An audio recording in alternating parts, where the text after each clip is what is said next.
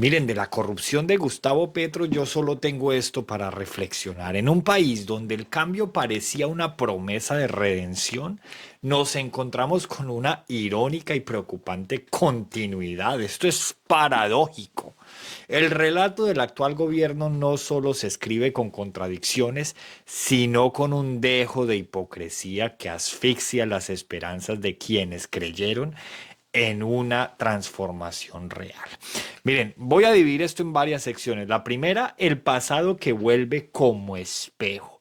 Esto es increíble. No hace mucho, Alberto Carrasquilla, exministro de Hacienda, fue desterrado del escenario político por no conocer el precio de un panal de huevos.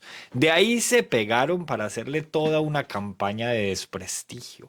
Tanto que el hombre tuvo que dejar de utilizar sus redes sociales un tiempo. Le tocó retirar la reforma tributaria porque finalmente incendiaron el país. Para entonces el senador Gustavo Petro decía, en mi gobierno no habrá reformas tributarias porque no habrá corrupción. Y si no hay corrupción, no hay necesidad de más impuestos. O sea que en su gobierno, como es evidente, sí hay corrupción porque ya están tratando de meter la segunda tributaria. Oiga, la crítica pública contra Carrasquilla fue despiadada. Las redes sociales se convirtieron en un tribunal y las calles en un escenario de linchamiento moral. No respetaban ni siquiera a sus familiares. Aquellos que lideraron ese asedio con discursos moralistas y gestos de indignación, esto es lo más chistoso, hoy defienden lo que antes atacaban. ¡Qué cambio!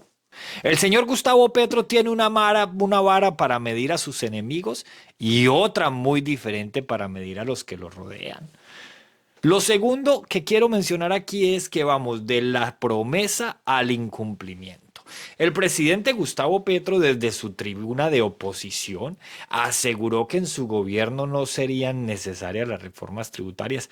Oiga, si hoy tuviéramos al senador Petro en el Congreso, ese sería el principal opositor al gobierno del presidente Petro. Es que esto es lo más paradójico. Según él, el simple acto de erradicar la corrupción bastaría para garantizar los recursos del Estado. Hoy esa promesa es polvo en el viento. Nos encontramos ante la segunda reforma tributaria de su mandato, que por fortuna todavía no ha pasado, mientras la corrupción no solo persiste, sino que parece enquistada en los niveles más altos del poder. Tercero, el costo de los presupuestos más altos. El actual gobierno ha administrado los dos presupuestos más altos en la historia de Colombia. Eso está documentado. Un récord que debería haber traducido en soluciones tangibles. Sin embargo, aquí otra paradoja. El Estado sigue desfinanciado. La olla sigue raspada. ¿Cómo es posible que con semejantes recursos la crisis económica sea tan profunda? ¿Qué se está haciendo mal? Bueno, todos sabemos que muchas cosas, ¿cierto? La política del gasto público parece un saco roto y el ciudadano común paga el precio con impuestos que no cesan de aumentar. Esto es increíble. Y aquí lo más chistoso de todo, una crisis económica, política y moral. Vivimos un momento crítico en nuestra historia. Crisis económica, miren, dos reformas tributarias y el Estado sigue sin recursos suficientes, si es que se aprueba la segunda. Pero lo que sí es cierto, que ya se aprobó fue dos presupuestos más altos de la historia de Colombia. Una crisis política, las promesas de cambio se diluyen en el lodazal de contradicciones y opacidad. Crisis de hipocresía, lo que antes se atacaba ferozmente, ahora se justifica con discursos vacíos. Oiga, mujeres del petrismo que defendiendo a Armando Benedetti, que él tiene todo el derecho a su defensa, las mismas que a otrora condenaban gente sin estos ni siquiera ir a juicio. ¿Ustedes pueden creer eso? Crisis de corrupción. A pesar de las denuncias y las declaraciones de las instituciones, la transparencia sigue siendo utopía. Aquí resulta que tenemos a un presidente que sale a deslegitimar la justicia y a decir que las cortes y la fiscalía están mintiendo y que sus amigos son inocentes todos. Por el contrario, que son víctimas. Oiga, de victimarios a víctimas, ¿ustedes pueden creer eso?